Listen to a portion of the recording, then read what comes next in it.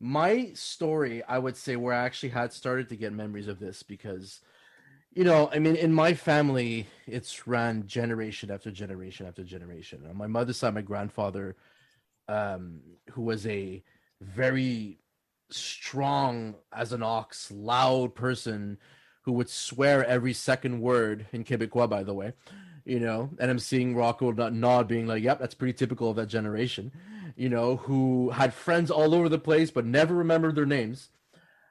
And, having such a boisterous personality, and I always remember asking him, and I asked him more than once, and every time he told me the same answer, I'm like, Grandpa, who's your favorite player? And then his eyes were kind of light up, and then and then his tone of voice would just drop. The volume would just go right down, and he kind of like take a pause and go, Maurice. And it wasn't Maurice Richard. Well, wait, no, it's Maurice, and that was it. That was the end of the conversation.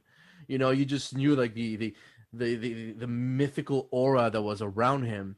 And then, my other grandfather grew up as a Bruins fan, of all things, so that always made us some very interesting encounters.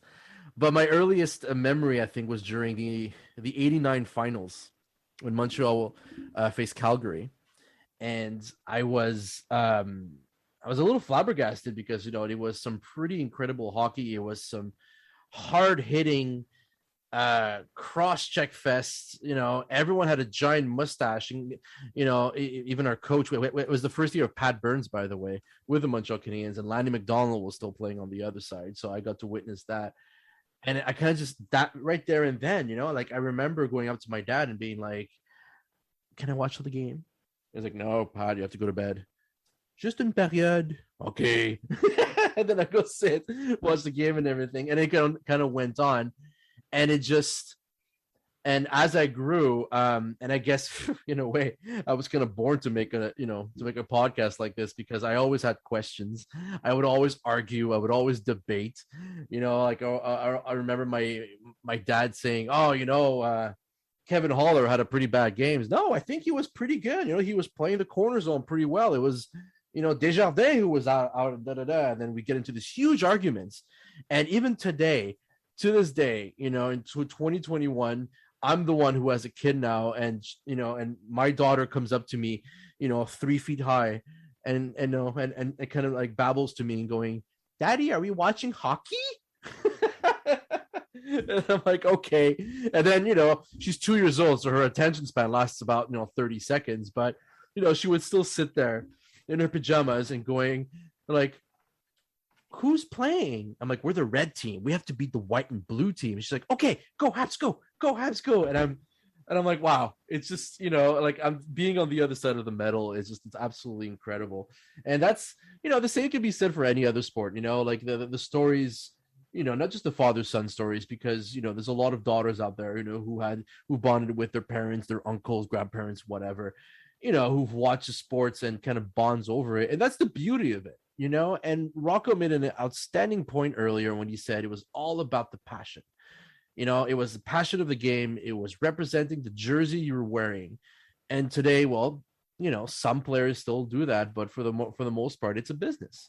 And we're going to talk about that business a little bit because obviously, like I said, we're going to talk about Jesperi Kotkaniemi, and that's a huge business decision in this case.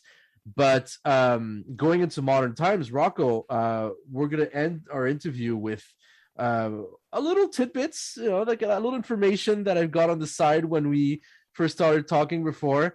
And well, first of all, I hear you're a huge Cole Caulfield fan, which I know a lot of us have fallen in love with this kid, myself as well.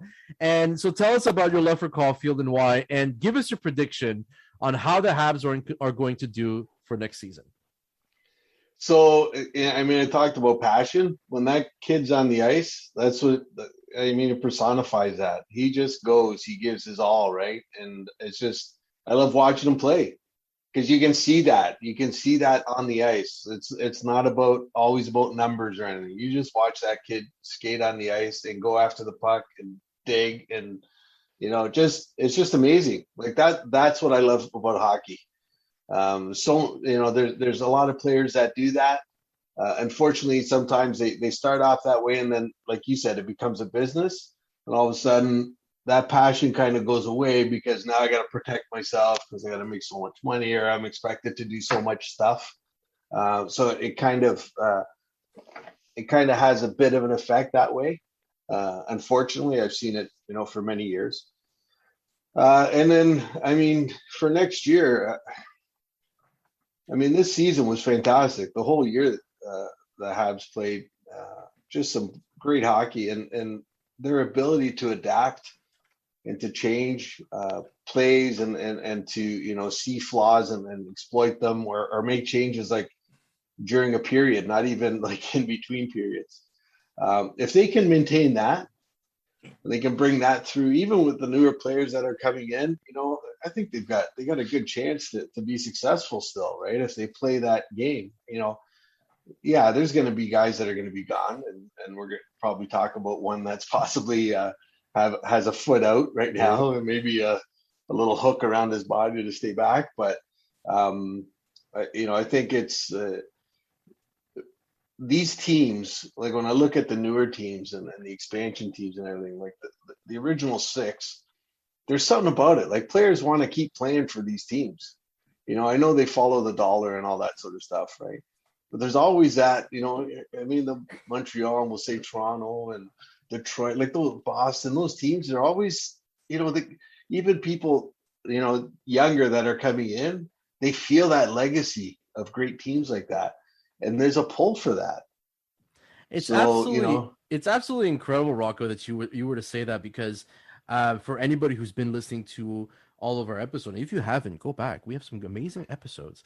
All of our guests, whether yourself, Anthony DeMarco was on our show from the fourth period. We had Kevin Reason, who was also, just a regular fan like yourself. And we've chatted amongst ourselves, even guys like Anthony, who's a Flyers fan, or casual fans, or whatever. They all say, we lost Dano.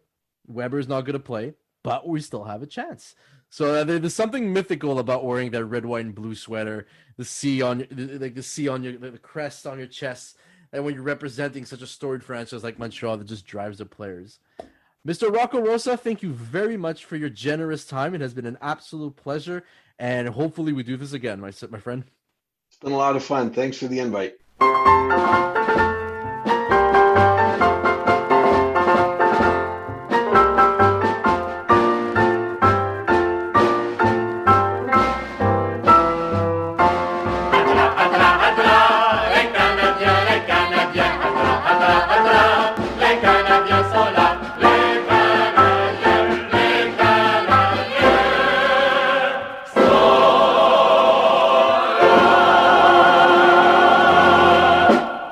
From one Rosa to another, here's Joshua Rosa with On This Day in Habs History.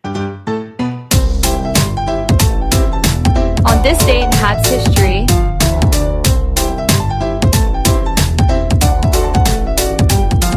on this day, September 2nd, the year of our Lord, 1956, a baby boy was born in the small town of Alma, Quebec, with the name of Joseph Tremblay.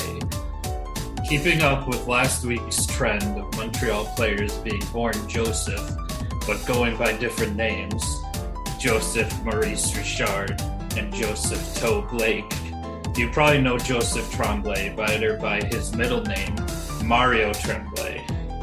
Tremblay was drafted 12th overall in the 1974 draft, the fourth of Montreal's 5 first-round picks that year.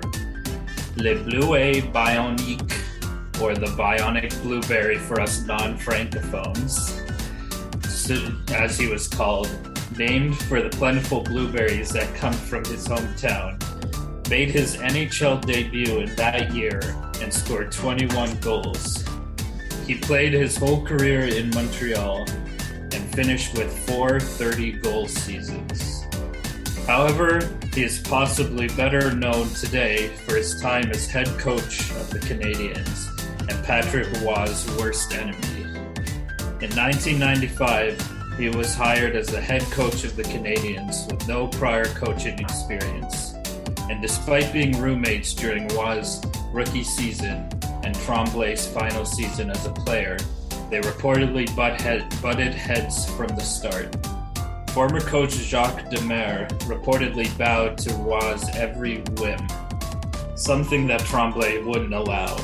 According to some unsubstantiated stories, Tremblay and Roy nearly engaged in fisticuffs at a bar when Tremblay was announced as head coach, and Roy audibly laughed the first time Tremblay entered the locker room. And of course, Tremblay was the coach that fateful day of December 2nd, 1995, where the Canadiens lost to the Red Wings 11-1, 9 of those goals being scored on Roy.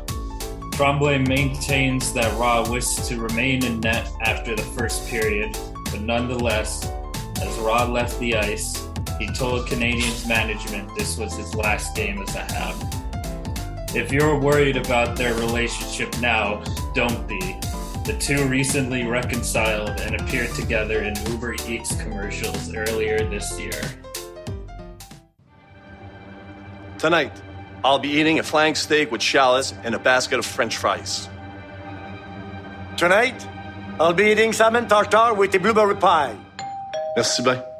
Merci, buddy.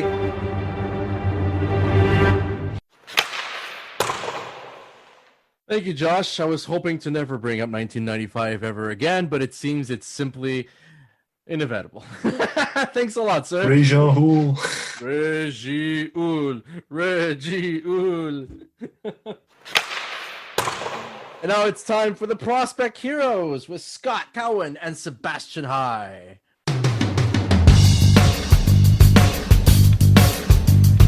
The Prospect Heroes, Scott and Sebastian on Puck and Roll.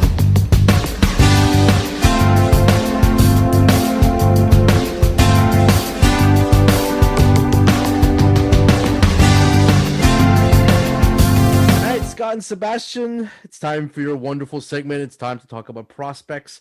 We're going to continue our little role that we've had for a couple of episodes now, where we're over-analyzing the 2021 picks.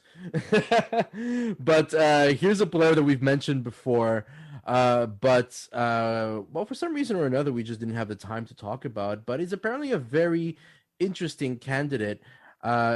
Sebastian, I guess I'll start with you. Riley Kidney. Second round pick, number 63 overall. What do you have on him? Yeah, so this is not a player that I personally would have drafted in the first 3 rounds. But there are some really interesting aspects to his game. Like I watched a few Akazi Bathurst games this season. I never really came away very impressed of Kidney because he's okay, like he's undersized, but he just gets pushed to the periphery like very easily, right? And if you get pushed to the periphery, you can't really do much offensively, right? So, like I also think a lot of his assists were like secondary assists of just like passing around the power play and not necessarily being the most like actively like an active player in the actual goal being scored. However, like I'm a big fan of advanced stats, and Elite Prospects tracked 9 games of his and came at like the stats look very good. Like he was like in like the 90th percentile in expected goals. He had really good expected primary assists.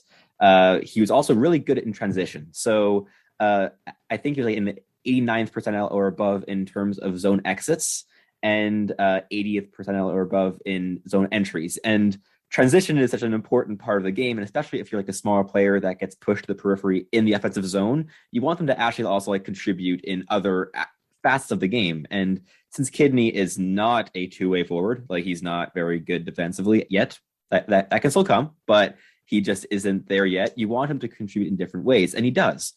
And despite these very promising advanced stats, Elite Prospects did not rank him because they also watched the game tape. And despite his like dominant playoff performance of 9 games where he got 17 points and 15 assists, if I'm not mistaken, despite that like really impressive tally, there's a lot. He has a long way to go, right? Like this is a real project, and I'd say if he makes the NHL, it might be in like 5 years at the earliest.